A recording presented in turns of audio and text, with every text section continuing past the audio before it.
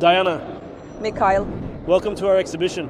thank you so much. Actually, it's warm here at the exhibition because there are so many wonderful countries and destinations. You represent Thailand, one of the fastest growing destinations. Now, it seems to me everyone is talking about investing in Thailand. What's driving this growth? What's all this hype about? As someone who has lived on Phuket Island for 11 years, yes, let me introduce myself a bit and tell you about me. So, my name is Diana Fedorova. I've lived in Thailand on Phuket for 11 years, built a group of companies with 400 people, the Radisson Hotel. I left the development business. We built it with my ex-husband and business partner 50-50. I left 2 years ago and continue my independent real estate agency, which I've had for 11 years now. What do? We diversify portfolios for investors using different investment strategies. Mainly the jurisdictions are Thailand, Dubai, and sometimes Bali if they really ask. But I don't really go there because it's a truly unsafe market given the current situations in Dubai. So, well, it's for very high-risk investors who want to get something way below market value. But Phuket has always been strong and will continue to be. Our second business line is large-scale wholesale buyouts. I hope we'll talk a bit about those today too.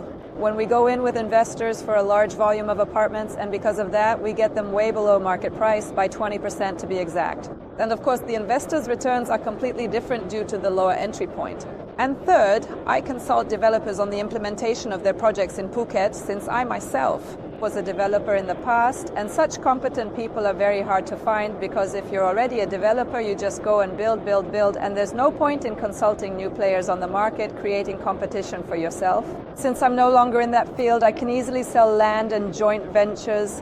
Those are the three main business lines. And also, for all 11 years, I've been investing myself. I vote with my own money for this market, and I can show and prove to people how it works through my own cases. Many people sell, but do you invest yourself? Well, no. How can you even sell and call yourself an expert if you don't do it yourself? It's not just that I invest. Actually, I also have my own management company, and accordingly, I fully support and guide the investors who join me. Right. So basically, I take them under my wing and provide them with ongoing support, because I understand that I'm responsible for what I sell. And I do it with great pleasure because I sell exclusively for 3 developers. Through the lens of my massive 11-year experience, I don't play any more games. I don't get involved in anything else. For me, safety is priority number 1, 2, 3, and high returns. That's it. Safety and high returns, period. No properties for personal use. Otherwise, in 3 years, the person who bought with me will come and say, Diana, resell this for me, right? When they've decided to move to Miami or Dubai or somewhere else. And I'll have to tell them, but you bought it for yourself. So no, that's just not how it works. It doesn't work that way. The focus must be on investment and on what will actually work and be rentable. I often notice that if someone deals with Dubai, they automatically start offering Thailand and Bali as well. If someone deals with Bali, they automatically get Dubai and Thailand. And it's the same with Thailand. Why are these 3 countries grouped together? Look, actually, it's quite normal because people are making money and they need to invest it and put it somewhere. And objectively, safe jurisdictions with high returns can be counted on one hand. I don't consider Bali a safe jurisdiction, but it definitely offers high returns. But you could also lose everything there. You can earn, but you can also lose it all. So you have to be extremely careful, specifically because of the ownership structure. There's no freehold there, only long-term leasehold, and a developer will tell you to your face that they'll renew the lease in 25 years. Last year, I flew to Bali 3 times in 1 month to pick out some property just to diversify my portfolio. So to answer your question, it's simply about rebalancing your portfolio. You can't keep all your eggs in one basket, so there's... One apartment. Yes, and in one apartment exactly, in Bali.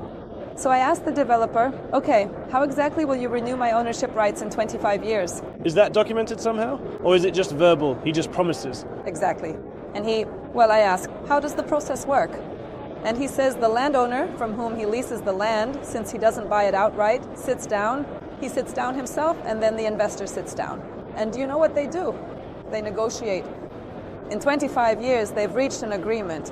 One is long since buried, and this one will stop building here in 2 years.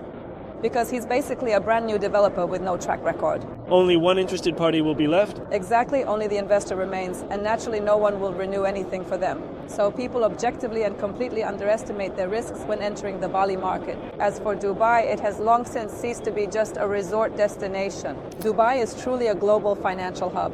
All the world's major companies have had offices there for a long time. And even despite the current political and military situation, I'm absolutely sure Dubai will grow many times over. Yes, prices will stabilize now. Right now, for investors looking to enter below market value on distressed assets, it's a great entry point. And I'll be honest, I've wanted to invest in Dubai for a long time, and I'm finally going to do it. It's about time. Yes. Although, of course, according to various sources, many predict this will drag on for a long time, right? Well, for me... Doubtful. Yes. I actually think so too, that they are so advanced. I think someone bombed them there. Well, not just someone, but they, hit their water tanks. And I was just there for a month recently. I arrived just a day before the hostilities began. And what did they do? They summoned rain for 5 days to refill the water reservoirs.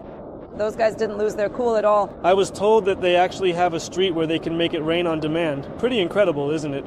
Not just a street, but like the whole city, and they also regulate the intensity, it seems, so it doesn't just flood, but falls gently and steadily. So Dubai will definitely keep growing. But as for Phuket, it is objectively the most undervalued destination today. So despite hearing Phuket all around, of course, not all that glitters is gold. Guys, you definitely need to understand that, right? And to be honest, 99% of the properties, just no. I remember the 3 developers. Yes, please just leave me be. I'm staying in my little world with my developers. Why Phuket?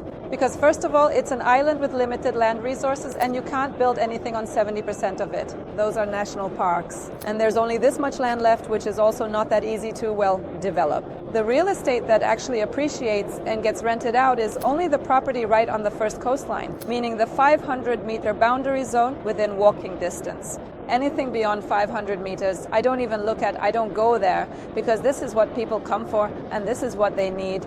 They are actually willing to pay money for this. As for everything else, if you're already renting a bike or a car, what's the difference? Whether it's a 1-minute drive or a 10-minute drive, it's basically the same thing, roughly speaking.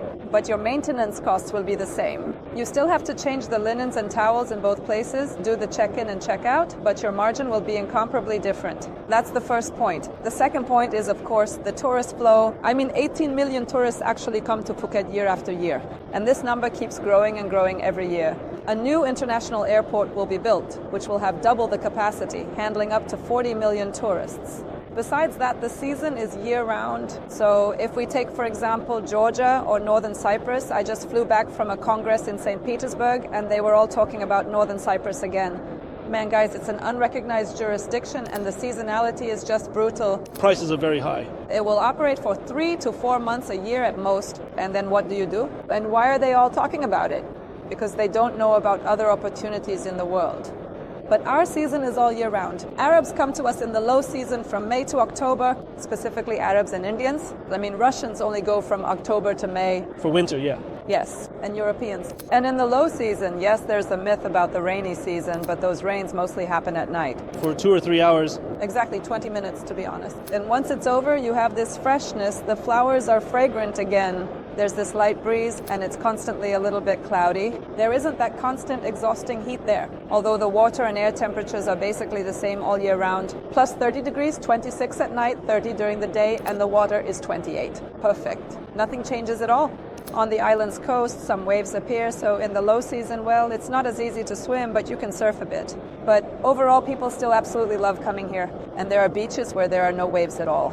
It's not just important that the season itself is year-round, but also that different nationalities visit throughout the year, and because of that, your property can be rented out all year long. That's what matters to us. We're investors, after all. We buy with the goal of it generating income for us. How is it going to bring us income if it's, damn it, sitting empty for most of the year? And everything will get covered in mold. Absolutely. Plus, we only have 1% inflation here, so money doesn't lose its value. The Thai baht is the second strongest currency in Southeast Asia after the Singapore dollar. This is Thailand. It's not a third world country as it's often perceived. As people remember it. Yes, it's a very serious, advanced economy with a very strong and stable political and consequently economic system. Enchanting figures are claimed for returns from 30 to 90, up to 30. How is it? From 30 to 90, but up to 30 to 90. From 30, of course not. You can't say that. 30 up to 90. Yes, but as for 90%, actually, I really have my own personal cases like that. I very aggressively want to know how. Yes, how? Well, I invest with leverage for 5 years after construction is finished. So I only pay 50% during construction, and for the other 50%, I have an installment plan for 5 whole years. And so, of course, with any strategy, whether I rent it out or resell it, I get 2 times the invested capital. It's very simple. And besides, having analyzed the whole world, there are no such installment plans anywhere else. And what's more, it's not a bank mortgage. For example, in Dubai, you can also get such an installment plan for 20 years, but through residency, and a bank gives you those opportunities. But here, it's directly from the developer, who's been improving 485 hectares of land for over 38 years. They give you that chance themselves. Well, it would be a sin not to take advantage of it. And this is a developer who doesn't just deliver exactly on time, but sometimes even ahead of schedule. So, I mean, you can sleep that soundly. In Russia, they haven't heard of such a thing. That's why I'm just saying sleep soundly, because in Thailand, they haven't really heard of it either. By law, you even have the right to delay the completion of construction by a year without any penalties. I'm saying this as a developer myself, and well, there are many factors involved. There was a great question in our, so to speak, brief about whether being a developer gave you any kind of experience. That's the next question, yes. Did it leave a mark? Incredible. First off, the Burmese build it. That's Burma, Myanmar, the neighbor. So they're not even Thai, but if they miss the seams, well, what can you do with them? So you either accept it, or if you're a developer who just takes the profit from the build and moves to the next project, and you don't care about future management like most developers in Phuket who don't take responsibility for future rentals. Sell it all and leave? Absolutely. And the most famous one, you hear about him everywhere. One developer is booming, the whole island is selling him. Come on, guys, over 1,000 apartments in the complex, and no management company of their own. What will people do once they've finished building? I mean, everyone wants to resell it. All the investors either want to, well, rent it out. But how if you have price dumping and you're killing both your rental rate and your resale value with your own hands? Yet everyone sells them because they pay a high commission, because they deliver exactly on time, always perfectly. Well, they have these beautiful showrooms with carpets on the walls. What happens in 5 years? In 5 years, it'll all be covered in mold because they're still driving piles, or not even driving them. You could say they're building on almost a strip foundation. And of course, concrete is hygroscopic. It sucks up moisture all the way to the 4th floor. So sooner or later, everything will be covered in mold. That's why there's a developer, for example, who covers all facades with aircraft-grade aluminum so moisture doesn't get in. Marble slabs everywhere, a kitchen made of marine plywood, which is what they build yachts from. For instance, Andaman City, that's exactly what I'm talking about right now. I've invested in it too. I have an apartment there with a private pool on the 1st floor. There are so many advantages and perks, specifically why people will go there. Not just the build quality, but a concert venue, a medical center, a kids club. So these are all factors. We're selling resort real estate. We don't care about having a school or hospital nearby or a metro station. We care about the beach and what our client will do, where we'll get them from, how we'll lure them there so they go not just in high season but in low season too. And that's exactly where all of this is implemented for that. So I'm happy to both sell and recommend properties there. But in the end, because the materials are so extensive, there are of course construction delays, many subtleties, nuances, significant cost increases, and longer construction times. Because, well, until a Burmese worker actually lays the tile straight for you, right? Hits the seams. I mean, that'll happen on the 5th try. And so, excuse me, if you want to get quality, then yes, you have to wait a little bit. This construction experience definitely taught me not to sell properties from brand new developers. We have some very cool, interesting developers who've entered the market now. People from Krasnodar and Sochi are doing a great job, really doing it well. But they'll do it first. We'll see. We'll see how it goes. Yeah, we'll see. We'll keep an eye on them because they're basically practicing with your money. I mean, it's their first damn project. The fact that they built great stuff in Russia doesn't mean they can deliver the same quality here with a different mindset and in a completely different jurisdiction. They didn't become who they are in Russia overnight, right? They learned from their mistakes. The same thing is happening here now. And you either let them do that to you or to your clients, right? At your own risk. Yes, exactly. Or you just don't allow it. I'm definitely for the second option. About the developers, there's this thing called access to off-market deals. Oh, yeah. Yes, and some kind of bulk buying of apartments. I often hear similar things from various agencies, but I'm really curious how they actually pull it off. I think it's more like you go to a developer, maybe put down a few deposits, they approve something for you, and then you try to resell it. Our approach is completely different. We work with large financial institutions that diversify their portfolios with things like stocks, bonds, depository receipts, and use real estate as a financial tool. And for them, my task was to find the safest possible property that met all the criteria for investment real estate, specifically within walking distance of the beach. Right now, we're buying a property just 350 meters from the beach, the Radisson brand, and these are completed projects delivered on time, which is what we're talking about. Besides that, the quality of the finish, everything you could possibly evaluate. And if we found such a developer at all, that's already something. It's like a game where you discard all the tiles if they don't fit, and you're left with only 3. Yes, that's exactly how it is. If you look closely, it's just an illusion that you have a choice. You have no choice at all. I mean, it seems like there's plenty to sell, but in reality, there's nothing worth selling. I mean, something I would happily invest in myself. And in the end, we found a property where we also secured a 20% discount. With this financial model, buying at a 20% discount, and with the property being completed by the end of this year, the investor starts receiving rental income early next year. If we exit at the developer's current price, we can safely expect a return of 22 to 27% per year.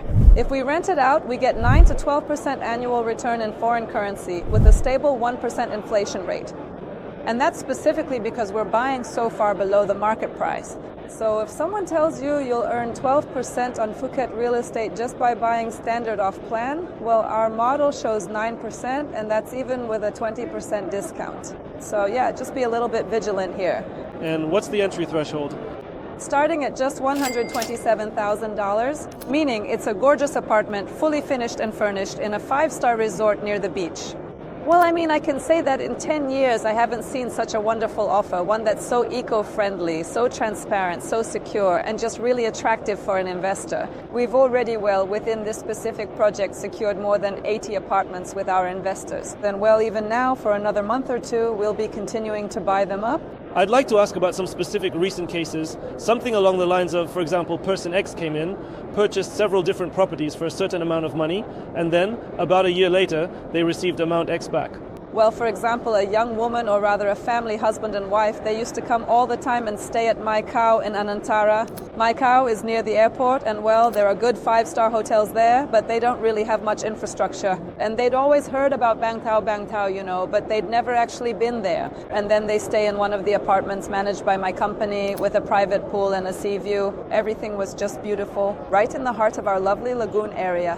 And on the next to last day before leaving, they realized, why not take a look at something? I was right there. Express style. Like knock knock. So we go to my favorite developer and they pick out one property already finished 100 meters from the beach and with a 5-year payment plan which could be rented out immediately. And the second property has a direct view of the golf course, which I myself want to get into soon, but with a payment plan that lasts 9 years. So one would give them immediate income and it also has a payment plan, while the second is for capital growth for the future. And they could stay there themselves or rent it out. And in the end, we pretty much settled on these 2 properties, even though they'd never considered real estate before. Could you tell me, what about the prices, roughly speaking? And also, what is the down payment? Oh, okay. For the first one, the finished one, 100 meters from the beach, they had to put down 50%. The price tag was 22 million baht for 100 square meters. The total cost is $700,000, but they only had to put down 350, and it's already being rented out, fully furnished and finished. This property is actually very undervalued. And the second one with the great payment plan has a total cost of $1,200,000. But again, you only need to pay 20% for the first installment, and the next one isn't for another 2.5 years. I mean, it's just 10%. So the payment schedule, those are exactly the kind of terms I invest under. So it's a total no-brainer. Yes. And they went away to think about it, right? And we meet the next morning and they tell me, we've decided not to buy this one and not to buy that one. So what are you buying? Buying the one 100 meters from the beach. We also had a third option, which also comes with an 8-year installment plan. And this specific property, it consistently beats out all the others. I mean, the golf course is beautiful, everyone loves it, it's all great. So there are many properties, but the highest sales, for me personally, in my own portfolio, it's this property just 100 meters from the beach in our most beautiful area, the Phuket equivalent of Rubliovka, with paths, sidewalks, curbs, golf courses, and 5-star resorts. And just 100 meters from the beach, there will be only 236 apartments in the complex, 2-bedroom units, 121 square meters. It's not just painted walls. You have multi-level wall panels. I mean, it's real design, high-end design, exactly as it should be. They didn't cut any corners. They didn't skimp on the quality for you. They went all out. Yes, and when you do the final inspection of these properties, there are like 17 minor issues. Just to give you a comparison, I mean, there are properties where you do an inspection and find 1,000 issues. Seriously. So you should definitely have a professional inspection done, not just have an agent accept it for you, like... The window. Yeah, it works, it opens. But with professional inspections, we scan the walls, check the fire systems, all the drains. I mean, it's done properly. And right here, this developer builds very well with high quality. So 100 meters from the beach, also an $800,000 price tag. And that $800,000 is spread over an 8-year installment plan.